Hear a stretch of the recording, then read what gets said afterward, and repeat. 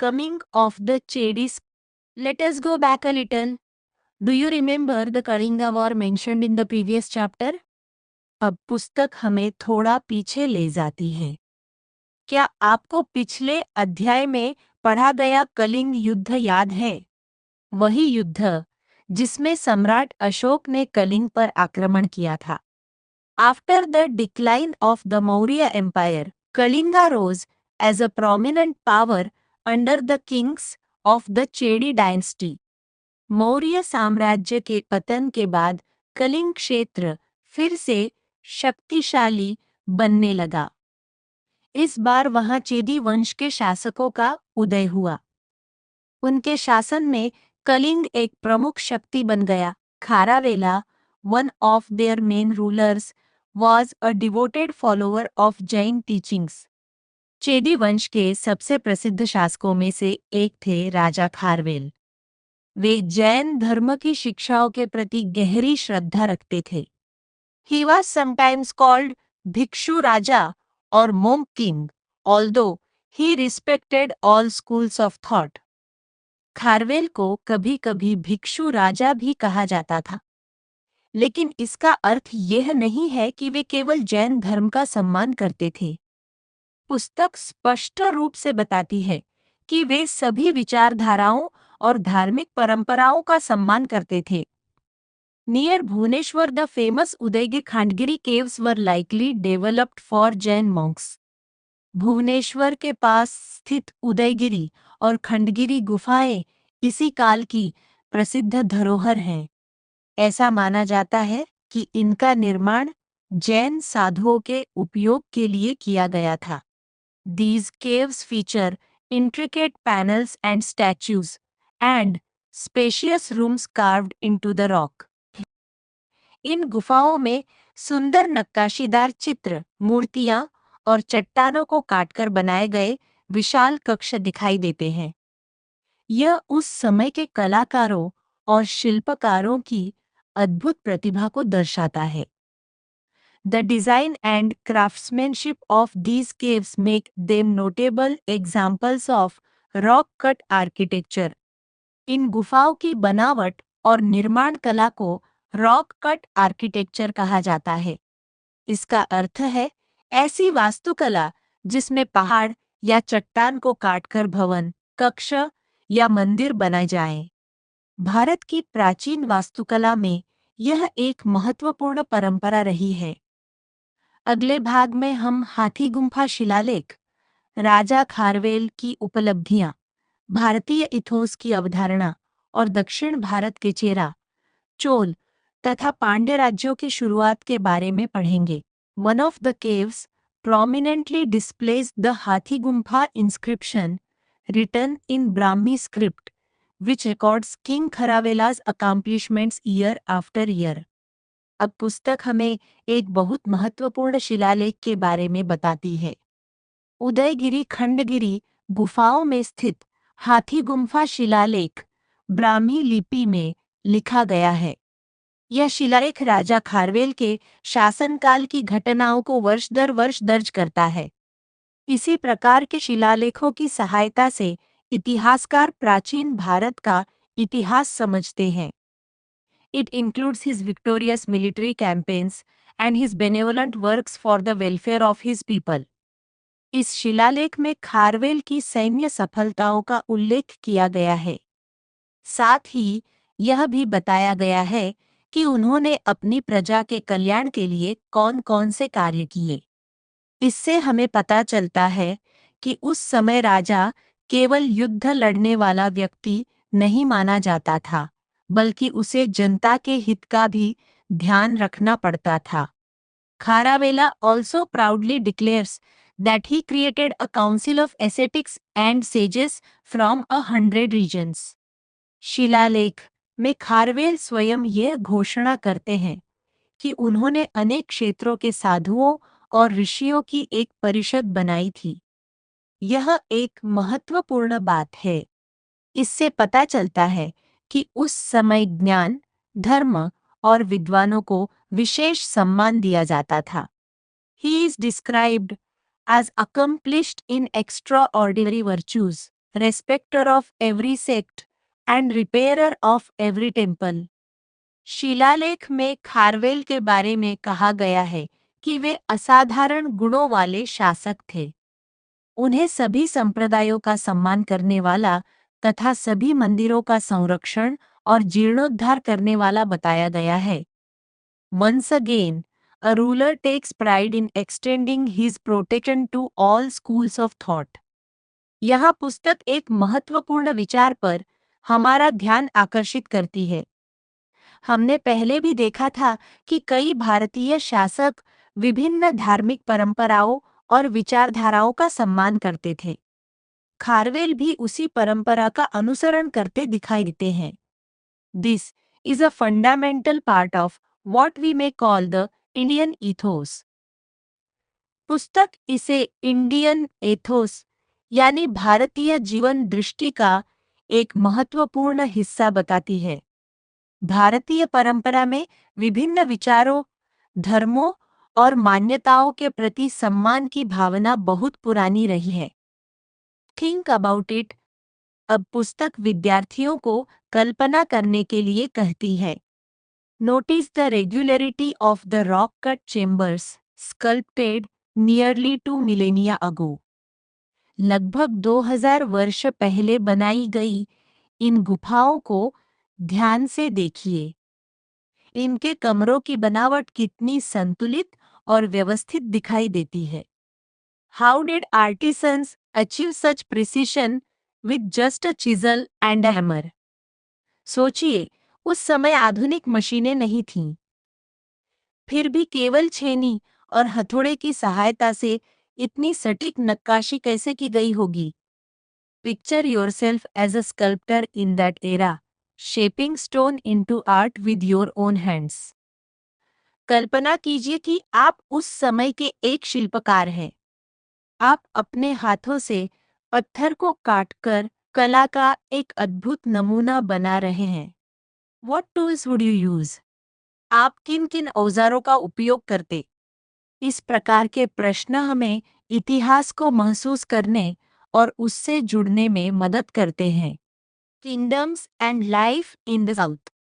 In India's southern region, this period saw the rise to prominence of three powerful kingdoms, the Cheras, the Cholas and the Pandyas.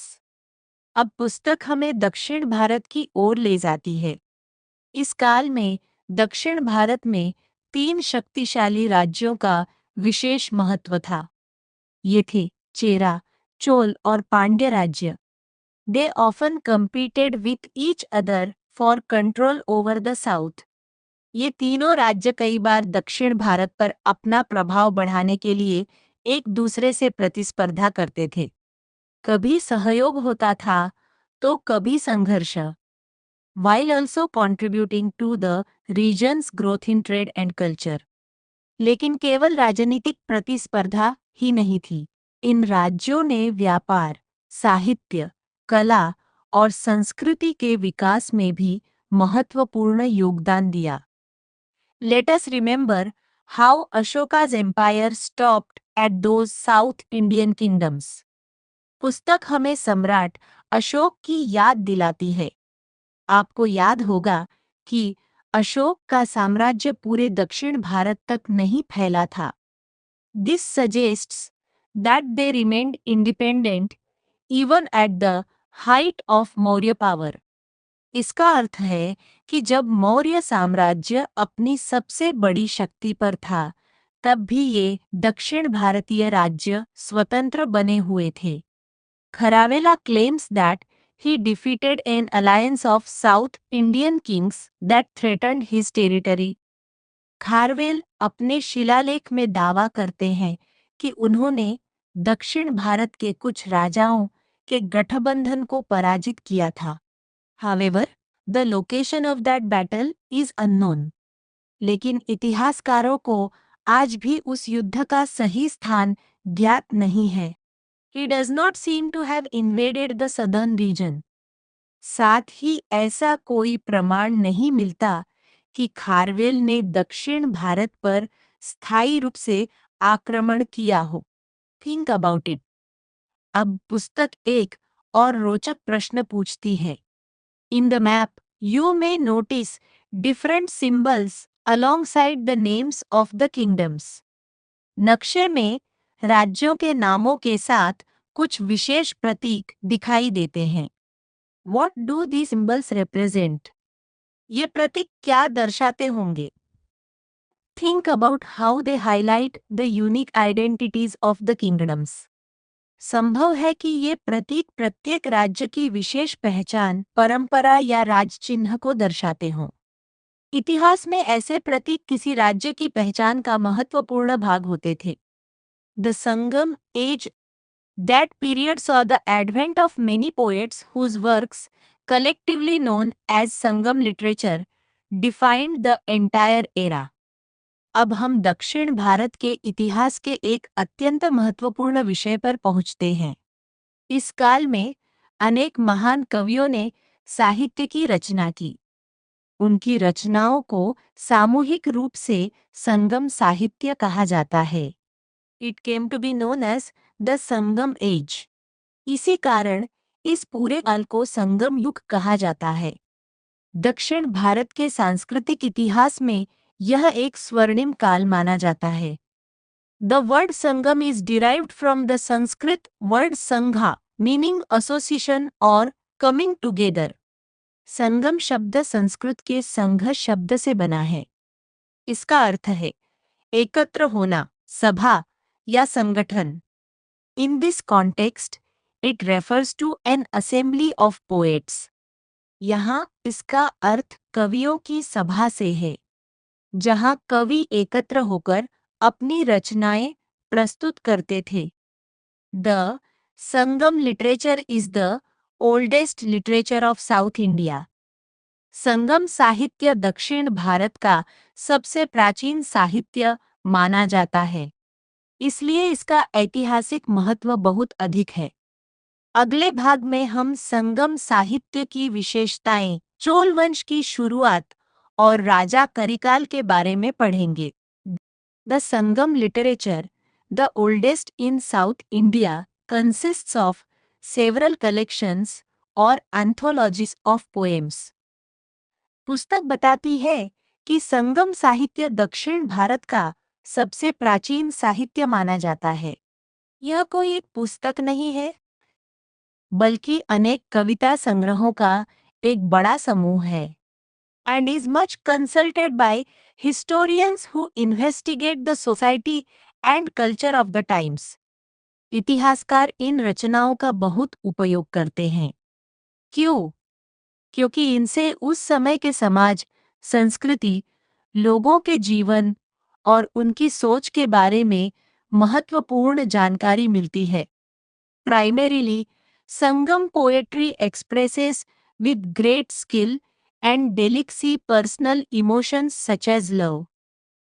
संगम कविताओं में प्रेम जैसी व्यक्तिगत भावनाओं का बहुत सुंदर और संवेदनशील वर्णन मिलता है।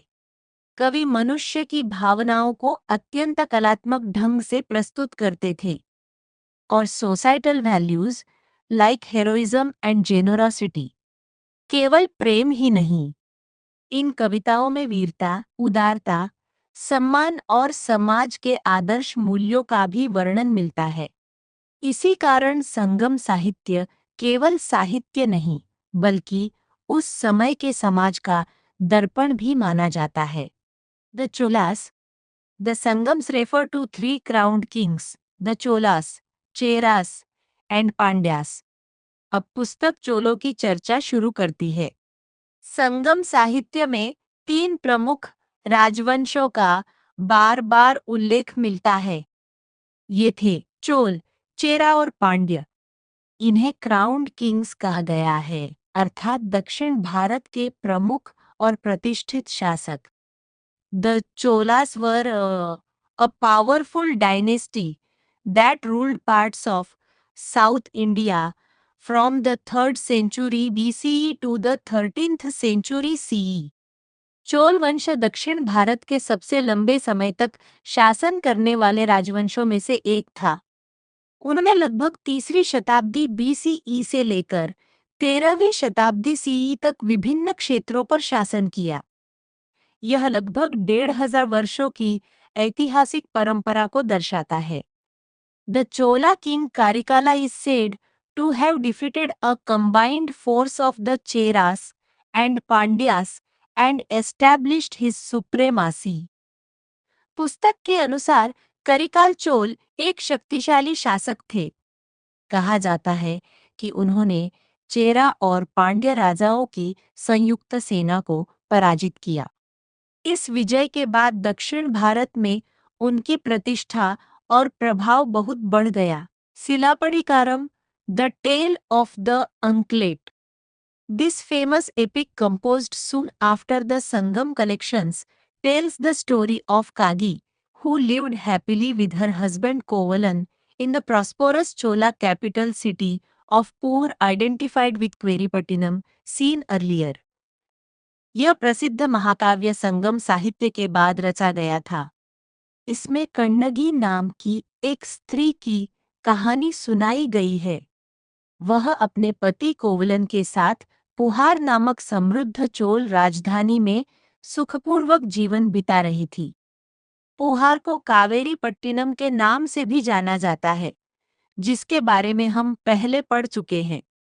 However, Kovalan fell in love with a dancer and eventually lost all his wealth over her. लेकिन कहानी में एक बड़ा मोड़ आता है। कोवलन एक नर्तकी के प्रेम में पड़ गया। धीरे धीरे उसने अपनी सारी संपत्ति उसी पर खर्च कर दी और अंततः अपना पूरा धन खो बैठा। Realizing his mistake, he returned to Kagi, who forgave him. कुछ समय बाद कोवलन को अपनी गलती का एहसास हुआ। वह वापस कण्णगी के पास लौट आया। कण्णगी ने उसके साथ कोई कठोर व्यवहार नहीं किया, बल्कि उसे क्षमा कर दिया। यह उसके धैर्य और उदार स्वभाव को दर्शाता है।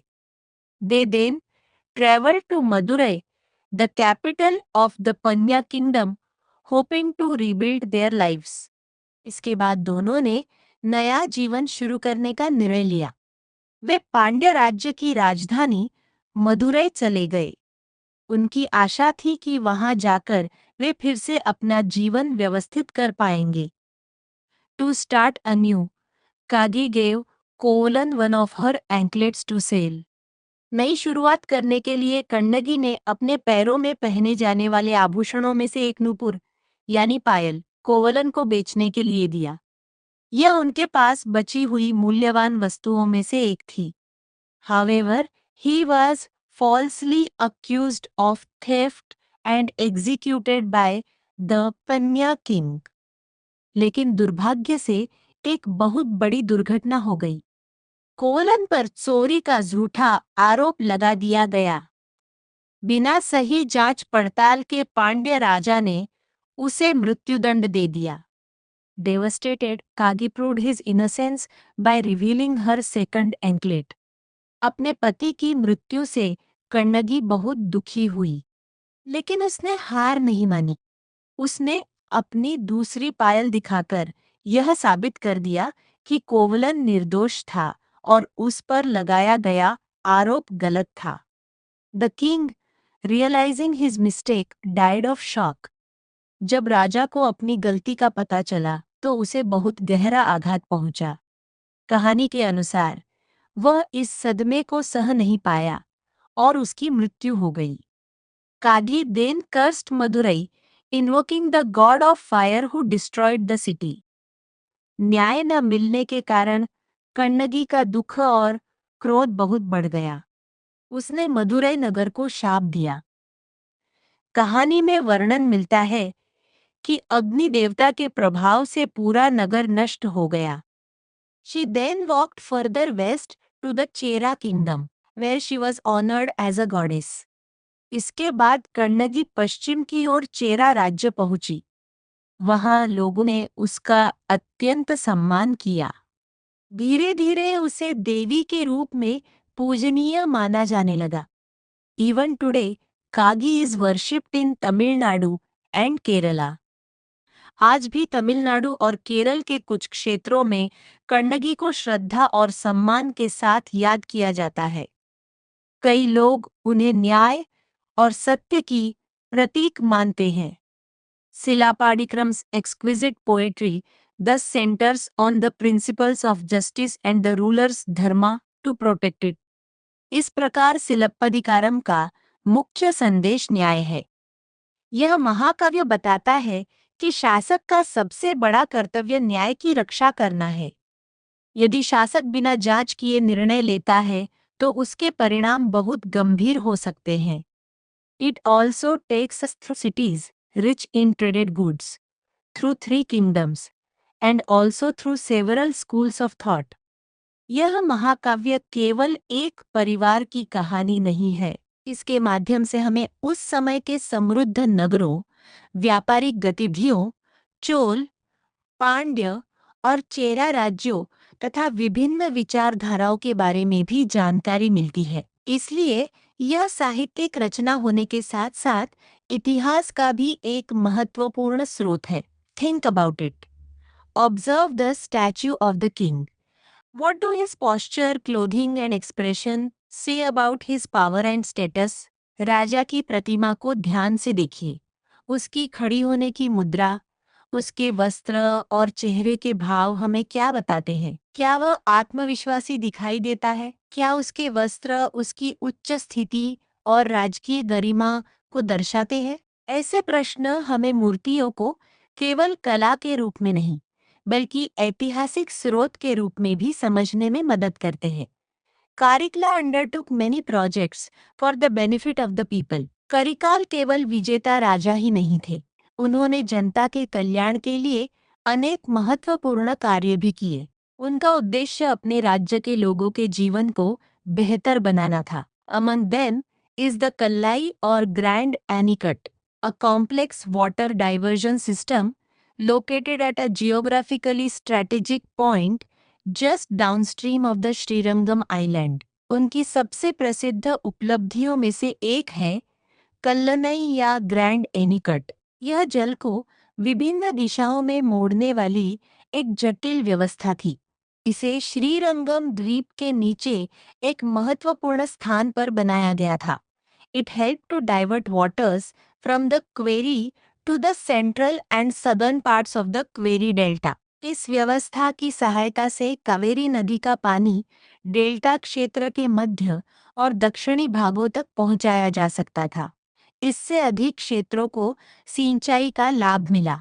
This enabled more land to be brought under cultivation, earning this area the name Rice Bowl of the South. जब अधिक भूमि तक पानी पहुंचा तो खेती का क्षेत्र बढ़ गया। धान की खेती विशेष रूप से सफल हुई। इसी कारण इस क्षेत्र को दक्षिण भारत का चावल का कटोरा या rice bowl of the south कहा जाने लगा। Restored several times in the course of time, it is still in use and helps millions of people in Tamil Nadu by providing water for irrigation and thus supporting agriculture in the region. समय समय पर इस संरचना की मरम्मत और पुनर्निर्माण किया गया, लेकिन सबसे आश्चर्यजनक बात यह है कि यह आज भी उपयोग में है। आज भी यह तमिलनाडु के लाखों लोगों को सिंचाई के लिए पानी उपलब्ध कराती है।